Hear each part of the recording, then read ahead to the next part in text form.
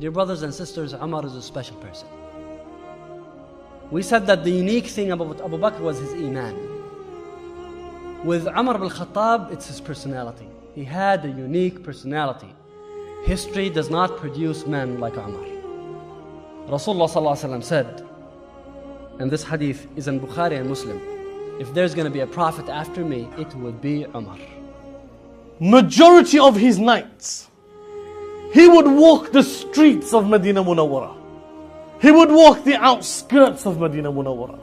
And he would ask the people, he would ask the poor about their concerns. And wallahi, his vision was that not a single person should be left hungry, and that Umar Ibn Al Khattab be asleep. So he would say that Umar Ibn Al Khattab will not sleep until every single stomach is full. Subhanallah. He was a man who would walk the streets himself.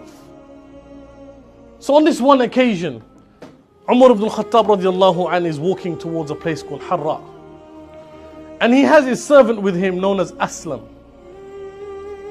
So they're walking in the distance and they see a fire being kindled. They see a flame. So they walk towards this flame. And there was a lady with a number of children. So Umar Ibn Al Khattab approaches her and he asks her for permission. And he says, Assalamu alaikum, my sister. She responded, she said, Alaikum assalam.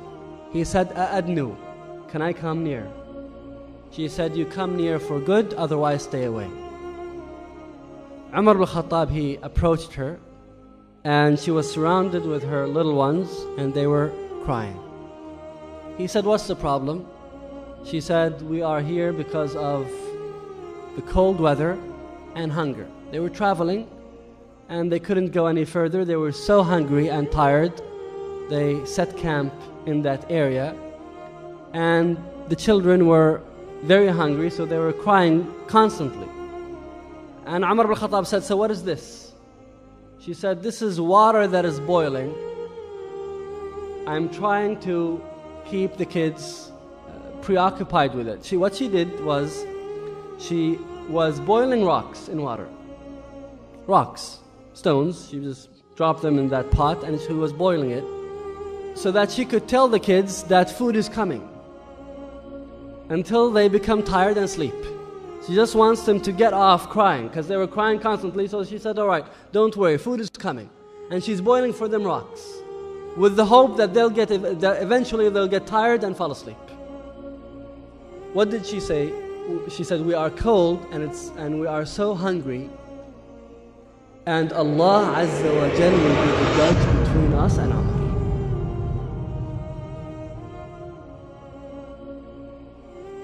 Umar Ibn Khattab, she doesn't know she's speaking to Umar. Umar Ibn Khattab said, and how is Umar supposed to know about your situation?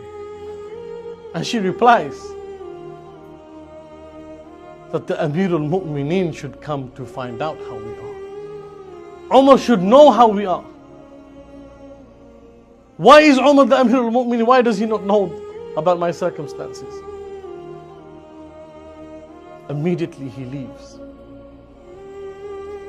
Aslam follows him and they return straight back to the city. They go to the treasury, the Baytul Mal, and Umar Ibn Al Khattab takes out a sack. He puts barley, wheat, rice, fat, whatever needed in there. He grabs some money and he turns around to Aslam and he says, Aslam, put this bag upon my back. And Aslam says, Amir al-Mu'mineen, no, how can you carry this? I will carry this. And Umar Ibn Al Khattab says, no. He says, Aslam, put this bag upon my back. And Aslam hesitantly puts this bag upon the back of Umar.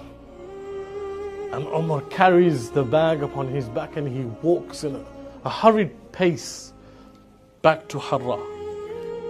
This point, he makes salam. He asks for permission.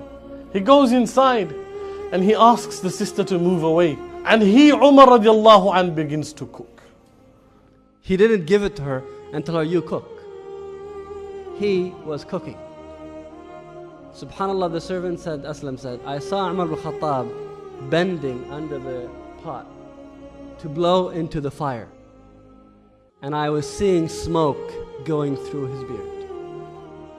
Imagine the Amir al-Mu'mineen going under and blowing the fire, and all of the smoke is coming in his face and going through his beard. Until he cooked the food, and then he served it himself to the children. And then he went aside. So his servant came to him and said, do you have anything else to do? Umar Ibn Khattab did not respond back. Aslam said, we remained there until the kids were knocked out. That's it, they all fell asleep. Umar Ibn Khattab said, I didn't want to leave until I made sure that they're all asleep and happy.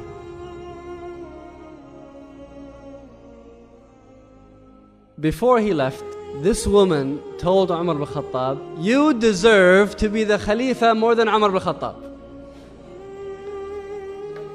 And Omar Ibn Al Khattab, he begins to cry. He says, my sister, I shall see you tomorrow in the court of Omar Ibn Al Khattab. This is the Amir al-Mu'mineen. What am I talking about? I'm talking about a man who conquered lands as far as Persia, a man who conquered the superpower of his time, a man who took land as far as Sham, lands that had barely been seen by Arabian eyes. This is the very man who feeds a woman in distress.